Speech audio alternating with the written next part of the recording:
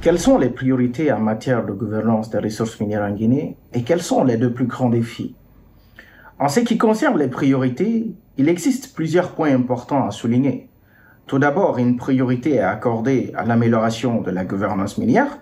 On peut citer également comme priorité la transformation structurelle de l'économie, étant donné que le secteur minier est considéré comme le moteur essentiel pour la transformation économique du pays.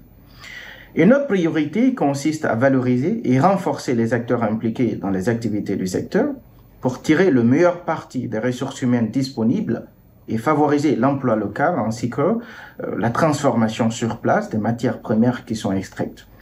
Enfin, la préservation du capital naturel touché par les activités minières constitue également une priorité qui consiste à parvenir à la conservation à long terme de la biodiversité ainsi que les écosystèmes fragiles.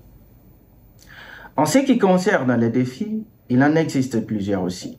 Mais les deux plus grands qui se démarquent, tout d'abord, vous avez le manque de transparence et de traçabilité des revenus générés par l'exploitation de ces ressources minières. Ensuite, les pratiques de corruption qui émaillent la chaîne de valeur des activités minières.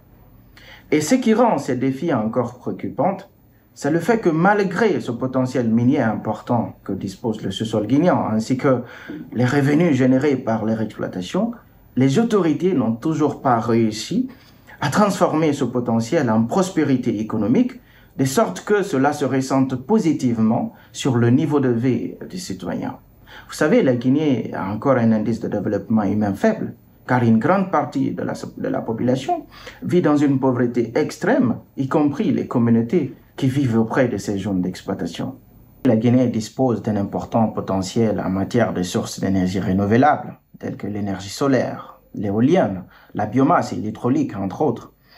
Et ce domaine fait l'objet de nombreuses politiques dont la mise en œuvre effective peut aider le pays à amorcer la transition des sources d'énergie fossiles vers les sources d'énergie renouvelables. Cependant, étant donné les contraintes actuelles, il est important d'admettre que cette transition se fera de manière progressive avec une perspective à moyen et long terme. Et pour y arriver, il sera primordial que les autorités fassent l'objet d'un engagement sans faille et qu'elles mettent en place des actions concrètes pour relever les nombreux défis qui se dressent.